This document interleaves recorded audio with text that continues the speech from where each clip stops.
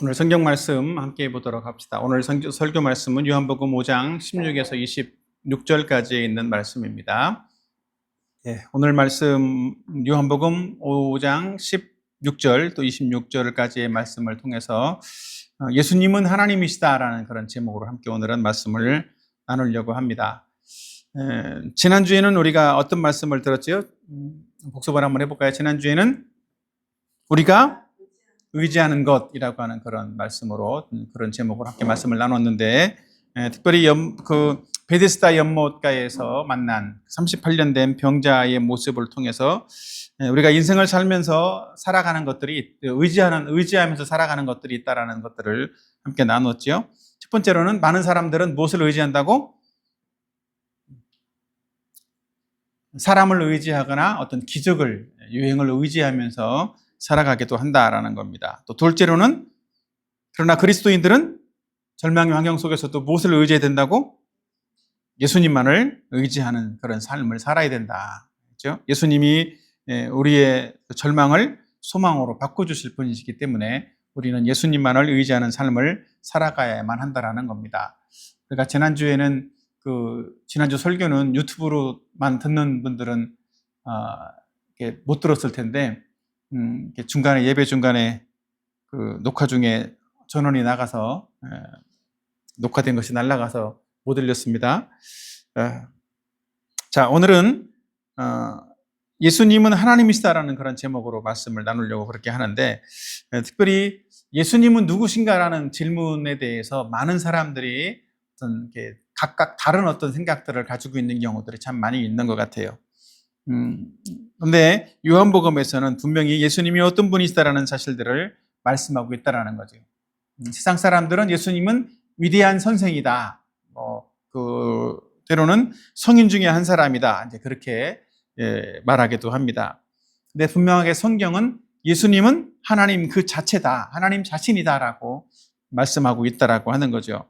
그러니까 요한복음 1장 1절에 있는 말씀을 보면, 태초에 말씀이 계시니라, 이 말씀이 하나님과 함께 계셨으니 이 말씀은 곧 하나님이시니라, 이렇게 말씀하고 있어요. 그러니까 말씀이 곧 예수님이신데 하나님과 태초부터 함께 계셨고 그분은 하나님이시다라고 말씀을 하고 있다는 거죠. 그러니까 하나님과 동등된 분이시다라고 성경은 말씀하고 있는 거예요.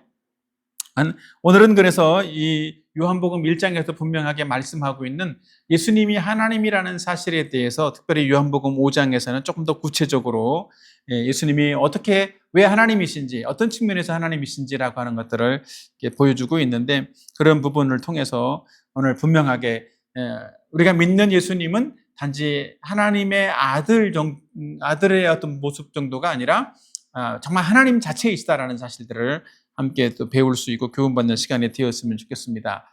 요즘 중세의 때도 그랬고 또 고대에서도 또 요즘도 변함없이 많은 이단들 중에 그런 사람들이 있어요. 예수님을 하나님으로 인정하지 않는 사람들이 있다라는 거예요. 요즘도 그런 이단들이 있습니다. 예수님의 신성을 아주 교묘하게 부인하는 사람들이죠. 그래서 때로는 예수님은 사람으로 태어나서 하나님의 아들로 선택을 받았고 중간에 이렇게 하나님의 아들이라고 하는 인정을 받게 되었다. 그래서 예수님은 위대한 사람 중에 한 사람일 뿐만 아니라 사람 중에서는 하나님의 아들로 인정받은 유일한 인물이다, 이렇게 표현하는 사람들도 있다라는 거예요. 근데 그것은 다 이단들이 하는 말입니다. 왜냐하면 그 사람들은 본래부터 예수님이 하나님이라는 사실들을 부정하고 있다라는 거예요. 단지 예수님은 사람이다라는 그런 정도로만 인정을 하고 있다라는 거죠. 근데 오늘 특별히 이 요한복음의 말씀은 예수님이 하나님이라는 사실들을 분명하게 증거를 하고 있어요. 예수님이 하나님이 아니라면 우리가 받는 구원도 큰 심각한 문제가 발생을 하는 거예요.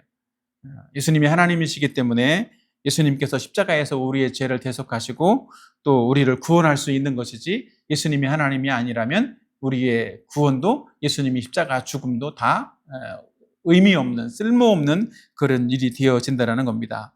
그래서 오늘은 이 요한복음 5장 16절, 26절에 있는 말씀을 통해서 예수님이 하나님이시라는 측면들, 그럼 어떤 측면에서 예수님이 하나님이신가, 예수님이 하나님이시라는 증거가 무엇인가라는 것들을 두 가지만 함께 살펴보려고 합니다. 자, 첫 번째로는 예수님이 하나님이시라고 하는 증거, 첫 번째는 예수님은 하나님만 하실 수 있는 일을 행하신다라는 거예요. 하나님만 하실 수 있는 일, 인간 중에는, 사람 중에는 아무도 할 수 없는, 오직 하나님만 하실 수 있는 그 일을 예수님은 하신다라는 거죠. 자, 한번 읽어볼까요? 요한복음 5장 19절 시작. 그러므로 예수께서 그들에게 이르시되 내가 진실로 진실로 너희에게 이르노니 아들이 아버지께서 하시는 일을 보지 않고는 아무것도 스스로 할 수 없나니 아버지께서 행하시는 그것을 아들도 그와 같이 행하시느니라. 그러니까 예수님은 아버지께서 행하시는 그 일을 하신다, 행하신다라고 말씀을 하고 있는 거라는 거죠.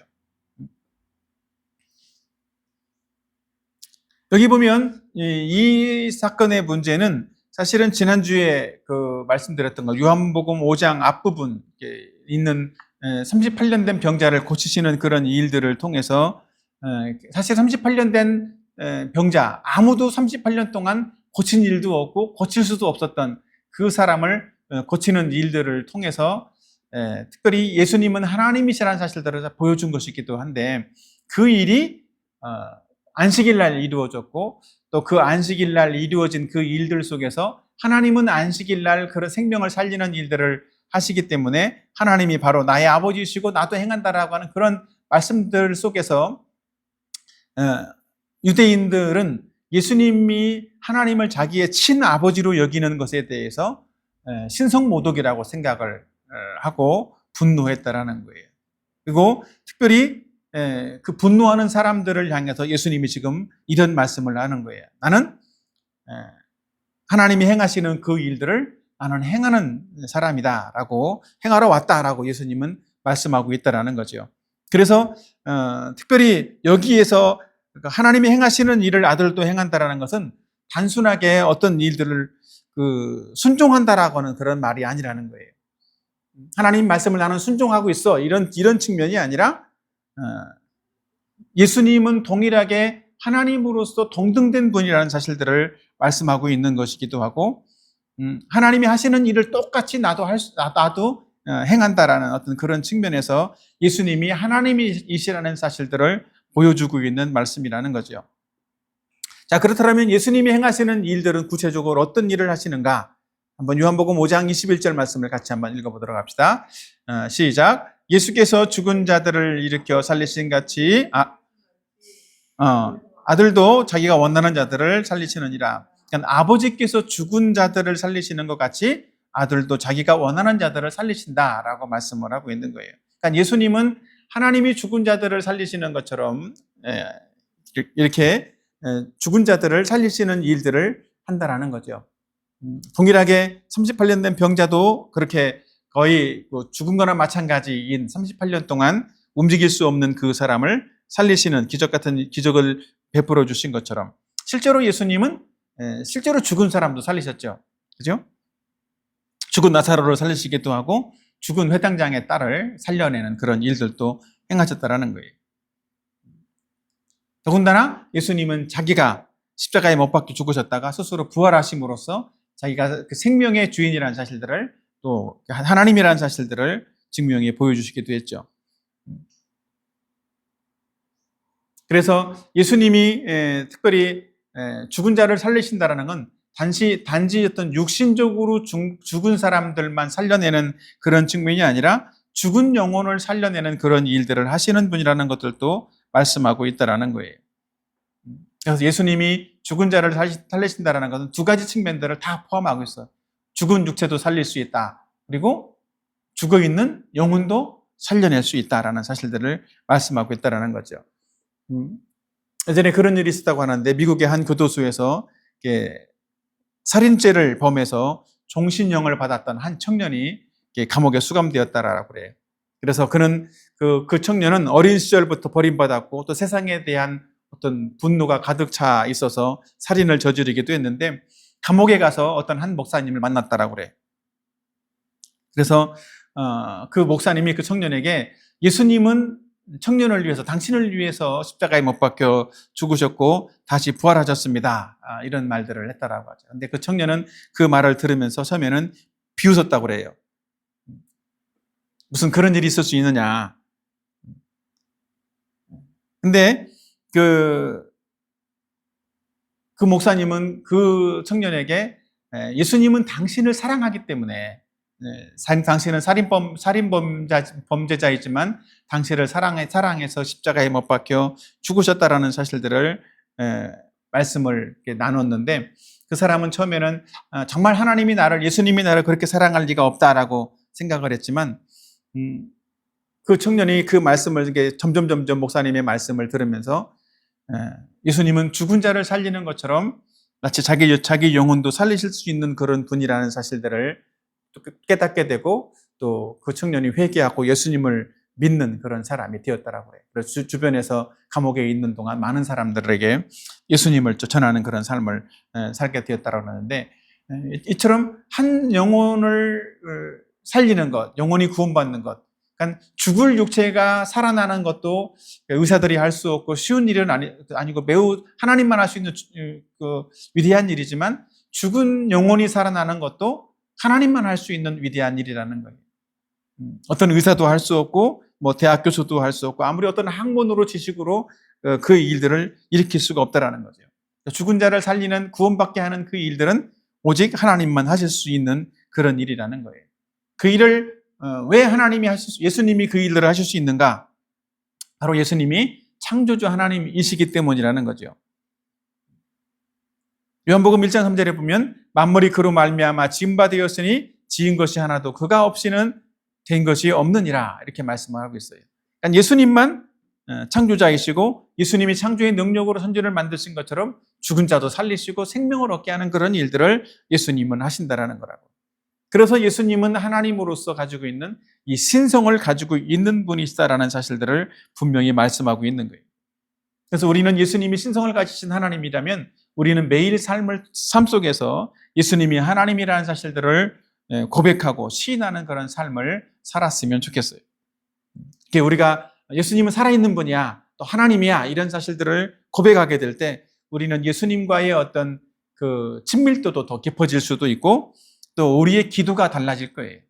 예수님이 하나님이라는 사실들을 믿고 기도할 때, 그렇게 우리의 믿음을, 하나님이라는 사실들을 믿으면서 예수님의 이름으로 기도할 때 우리 눈에는 불가능해 보이는 어떤 일들도 담대히 예수님께 나가서, 하나님께 나가서 기도하게 될 거라는 거죠. 그리고 우리는 예수님께서 우리의 기도를 들으시고 응답하시는 일들을 경험할 수 있는 그런 삶이 될 거예요. 그러니까 우리는 어떤 일을 당할 때, 삶에서 어떤 어려움을 당할 때 가장 먼저 할 일이 뭐겠어요? 하나님이신 예수님께 나가서 기도하는 거예요. 인간적인 방법으로 이것도 해보고 저것도 해보고 이렇게 하기 전에 가장 먼저 할 일이 기도하는 일이라는 거죠. 기도하는 일부터 먼저 하고 하나님께서 어떻게 해결해 주실지 또 지혜도 구하고 방법도 찾고 이렇게 해야 된다는 거죠. 그러면 우리가 상상하지 못했던 놀라운 방법으로 하나님께서 우리의 삶 속에서 우리의 어려운 문제들을, 또 우리의 기도를 응답해 주시고 풀어가는 것들을 경험할 수가 있게 되어진다는 거예요. 그런 은혜가 저와 여러분에게 있기를 바랍니다. 아멘. 자, 두 번째, 예수님이 하나님이시라는 증거 두 번째입니다. 첫 번째는 하나님만 하실 수 있는 일을 행하신다라고 그랬는데, 두 번째로는 영생을 주시는 분이라는 거예요. 비슷한 측면들에 이어지는 말이기도 하지만 예수님은 죽은 자를 살리실 뿐만 아니라 영생을 주시는 분이시다라고 성경은 말씀하고 있어요. 요한복음 5장 24절에 보면 내가 진실로 너희에게 이르노니 내 말을 듣고 또 나 보내신 이를 믿는 자는 영생을 얻었고 심판에 이르지 아니하나니 사망에서 생명으로 옮겼느니라, 이렇게 말씀을 하고 있어요. 어떤 사람들은 이렇게 생각을 하죠. 열심히 교회 다니고 착하게 살면 언젠가는 천국 갈 수 있을 거야 라고 생각하는 사람들도 있습니다. 그런데 예수님은 분명히 말씀을 하고 있어요. 내 말을 듣고 나 보내신 이를 믿는 자가 영생을 얻게 된다라고 말씀을 하고 있다는 거죠. 그러니까 우리는 예수님을 믿는 순간 영생을 얻는 사람이 되는 거예요. 예수님을 믿는 순간 더 이상 사망 아래 있지 않고 하나님의 생명 안에 거하는 그런 사람이 되어진다는 거죠. 그럼 우리가 어떻게 하면 그러면 이 영생을 얻는 사람이 될 수 있는가? 그 방법을 분명하게 요한복음 5장 24절에서 제시를 하고 있죠. 내 말을 듣는 것, 또 들은 대로 믿어야 된다라고 말씀을 하고 있어요. 그러니까 내 말을 듣고 나 보내신 이를 믿는 자는 이렇게 말씀을 하고 있기 때문에 사실은 예수님은 예수님의 말씀을 듣고 들은 대로 믿는 사람이 되기를 원하신다라는 거예요. 예수님의 모든 말씀은 예수님을 보내신 하나님의 말씀을 하는 것이고 또 그 말씀대로 이루어질 것을 우리는 믿고 순종하는 그런 사람이 되어져야 된다는 것입니다. 특별히 오늘 그 뒷구절에 있는 요한복음 5장 25절에도 보면 진실로 진실로 너에게 이르노니 죽은 자들이 하나님의 아들의 음성을 들을 때가 오나니 곧 이때라 듣는 자는 살아나리라 이렇게 말씀을 하고 있어요. 그러니까 하나님의 말씀을 듣는 사람, 그런 사람만 생명을 얻고 영생을 얻고 살아나게 될 것이다라고 말씀을 하고 있다라는 거죠. 그래서 가장 먼저는 하나님의 말씀을 들을 때 영생을 얻게 되어진다라는 거예요. 복음의 말씀을 듣는 사람, 이 생명의 복음을 듣는 사람이 결국 영생을 얻는 사람이 되어진다라고 하는 것입니다. 여러분은 이 생명의 말씀을 들었습니까? 사실은 우리가 교회에 오는 중요한 이유 중에 하나도 바로 이것 때문에 교회에 오는 거예요. 이 복음을 듣기 위해서, 생명의 말씀을 듣기 위해서 오는 거라는 거죠. 그리고 우리가 또 성경 공부하는 이유도 바로 여기에 있다라는 거예요. 생명의 복음을, 하나님 말씀을 듣기 위해서 오는 거예요. 그냥 단순히 좋은 말을 듣기 위해서 교회에 나오는 것이 아니라 예수님 말씀을 듣고 하나님의 음성을 듣기 위해서 우리는 교회에 오는 거라는 거예요. 더 나아가서 우리는 듣기만 해서는 안 되겠죠. 듣는 걸로만 끝나서는 안 되는 거예요. 들었다라면 들은 대로 우리는 믿어야만 하는 거예요. 24절에서 분명히 또 25절에서도 분명히 말씀하고 있는 것처럼 분명히 우리는 들음으로써 믿음을 갖게 되고 또 영생을 얻게 되죠. 근데 24절에서는 분명히 심판의 기준도 하나님의 아들을 믿는 것이다라고 분명히 말씀을 하고 있죠. 그죠? 영생을 얻었고라고 말하면서 뒤에 뭐라고 말하고 있어요? 심판에 이르지 아니하나니. 그러니까 심판을 받지 않는 기준도 하나님 말씀을 듣고 예수님의 말씀을 듣고 믿는 것에 있다라고 성경은 말씀하고 있다라는 거예요. 자, 요한복음 3장 18절도 같이 한번 읽어보도록 할까요? 다 같이 시작. 그를 믿는 자는 심판을 받지 아니하는 것이요 믿지 아니하는 자는 하나님의 독생자의 이름을 믿지 아니하므로 벌써 심판을 받은 것이니라. 예. 믿는 사람은 심판을 받지 않을 것이다라고 말씀을 하고 있어요.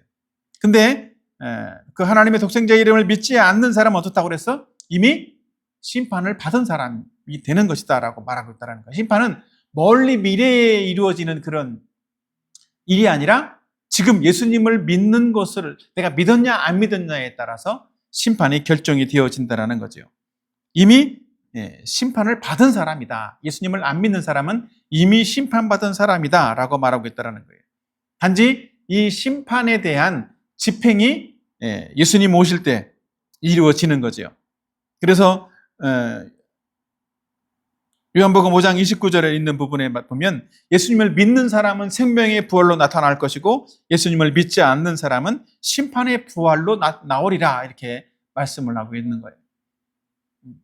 아직까지는 우리는 예수님을 믿지 않는 사람들은 다 집행유예 상태에 있는 거죠. 집행이 아직까지 이루어지지 않은 상태.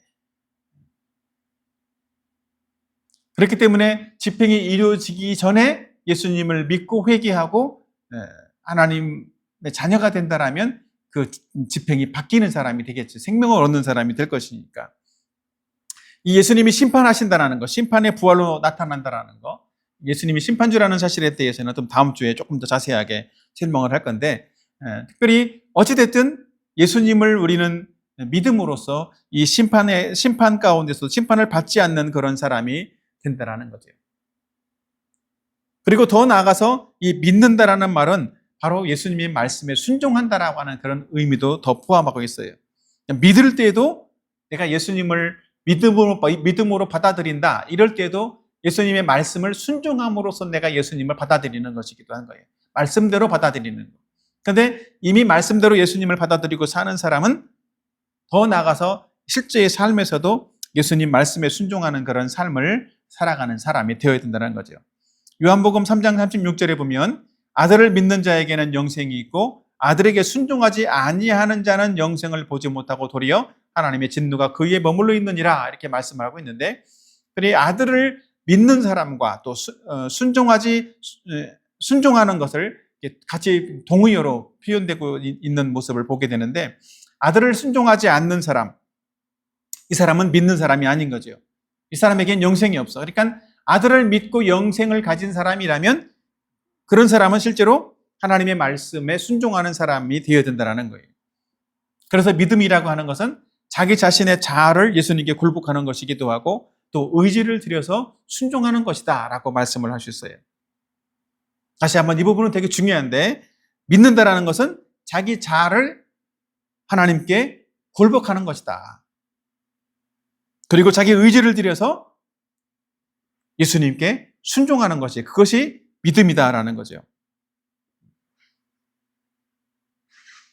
이런 사람이 진짜 영생을 가진 사람이라는 거예요.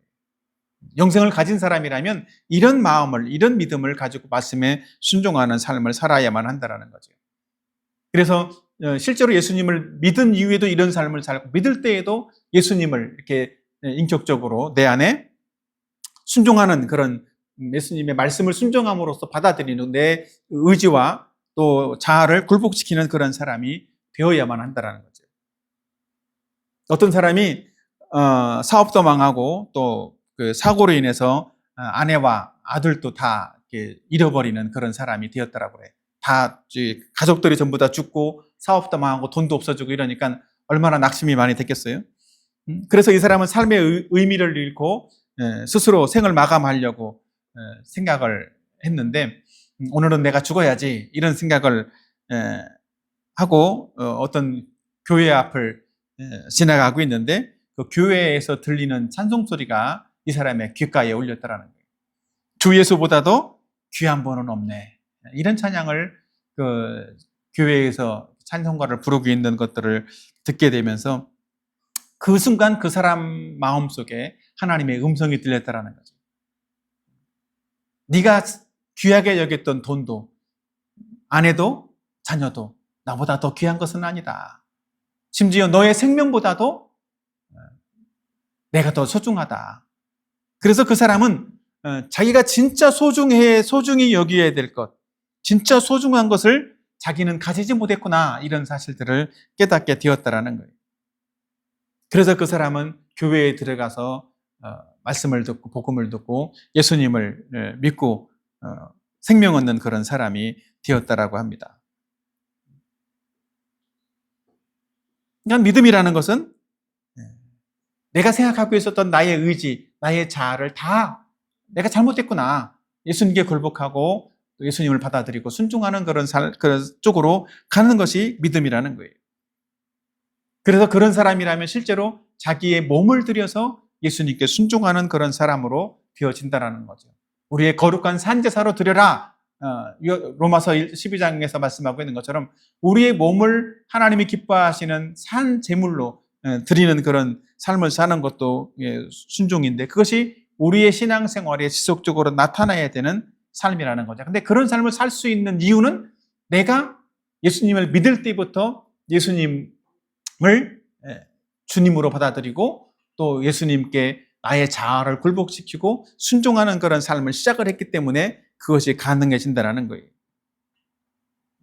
이렇게 우리가 믿음으로 하나님께 순종하는 그런 삶을 살려면 어떻게 우리가 그 삶을 실질적으로 살아야 될 것인가?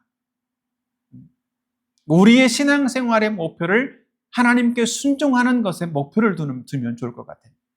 우리의 목표는, 신앙의 목표는 내가 예수님을 믿고 뭔가 이렇게 복을 받는 것이 아니라, 내가 예수님을 믿는 내 신앙생활의 목표는 하나님 말씀에 예수님께 순종하는 것이다. 그런 목표를 가지면 좋겠다라는 거죠. 그래서 우리가 그런 목표를 가진다라면 우리가 설교를 듣고 또 성경 공부를 하는 것도 그냥 지식으로 쌓아놓는 것이 아니라 그 말씀에 실질적으로 살아서 내 삶을 변화시키고 내가 예수님을 닮아갈 수 있는 그런 사람이 되어진다라는 거죠. 우리가 예수님께 순종해야 될 이유는 뭐 때문이겠어요? 바로 예수님이 우리를 창조하신 하나님이시기 때문에, 우리를 구원하신 생명의 주인이기 때문에 우리는 예수님께 순종할 수 있는, 순종하는 그런 사람이 되어야 한다는 거예요. 예수님은 다른 사람들이 생각하는 것처럼 종교의 창시자도 아니고 또 뛰어난 스승도 아니고 위대한 성인도 아니라는 거예요. 그리고 예수님은 단지 우리에게 복을 가져다주는, 우리를 도와주는 그런 어떤 능력자도 아니라는 거죠. 예수님은 분명하게 우리의 주인이시고 하나님이시기 때문에, 또 창조주이시기 때문에 우리는 그분 앞에서 순종하는, 믿음으로 하나님께 순종해 살아나가는 그런 삶이 되어야 된다는 거죠. 우리에게 영생을 주신 분이 예수님이시라면, 우리에게 생명을 주신 분이 예수님이시라면 우리는 그 예수님께 날마다 순종하는 그런 삶을 살아가야 하는 거예요. 이 말씀을 우리의 삶에 좀 적용해 본다면 우리는 우리의 삶 속에서 우리를 죽어 있는 나를 살리시고 나에게 영생을 주시는 그 예수님을 우리 마음속에 정말 인생의 주인으로 믿고 받아들이는 그런 사람이 되었으면 좋겠습니다. 분명 예수님 안에서만 영생이 있다는 사실들을 믿고 또 예수님의 음성을 듣고 예수님을 믿음으로써 영생을 얻는 저와 여러분이 되기를 축복합니다. 그리고 정말 내 안에 영생이 있다는 사실들을 확신한다면 내가 내가 받아가지고 있는 이 영생을 우리 주변에 만나는 지인들에게도 예수님을 소개하고 내가 내 속에 있는 영생을 함께 나눠줄 수 있는 그런 사람이 되었으면 좋겠어요. 그래서 그 사람들도, 그 죽어있는 그 사람들의 영혼들도 바로 예수님을 믿음으로써 생명을 얻고 영생을 얻는 그런 사람이 될 수 있도록 도와주어야만 하는 것입니다. 이것이 영생을 가진 사람의 삶인 거예요. 우리가 이런 삶을 살기 위해서 이런 것이 가능하도록 만들려면 우리는 하나님 말씀에 대한 바른 태도를 가져야만 하는 거겠죠. 그것이 중요한 거예요. 하나님 말씀에 대한, 예수님의 말씀에 대한 바른 태도, 또 성경의 모든 말씀에 대한 그런 바른 태도가 우리의 삶을 결정짓는 거죠. 자, 요한복음 5장 39절 말씀을 같이 한번 읽고 우리 설교를 마치도록 하겠습니다. 시작. 너희가 성경에서 영생을 얻는 줄 생각하고 성경을 연구하거니와 이 성경이 곧 내게 대하여 증언하는 것이니라. 아멘. 오늘 이 말씀을 보면 분명히 성경에 대한 어떤 태도를 가져야 될 것인가. 우리는 성경에 대해서 영생을 얻는 줄로 생각하고 성경을 연구한다라고 말씀하고 있잖아요. 근데 이 모든 성경이 누구에게 대한 말씀이라고, 누구의 말씀이라고? 예수님의 말씀. 성경의 모든 말씀이 예수님을 전하는 말씀이고 하나님 말씀이라는 거예요. 그렇기 때문에 우리는 우리에게 영생을 주시는, 생명을 주시는 이 예수님의 말씀을 잘 배우고 그 말씀을 따라서 하나님의 말씀으로 받아들이고 순종할 수 있는 그런 삶을 살 때 우리가 우리의 삶에서 실제로 하나님의 능력을 경험할 수 있고 또 기도의 응답도 경험할 수 있는 그런 삶이 될 줄로 믿습니다. 이런 삶을 살아서 오늘 이 말씀처럼 바로 예수님이 하나님이라는 사실들을 믿음으로써 우리의 삶 속에서 실제로 예수님이 하나님 되심을 경험할 수 있는 그런 삶이 되기를 예수님의 이름으로 축복합니다. 아멘.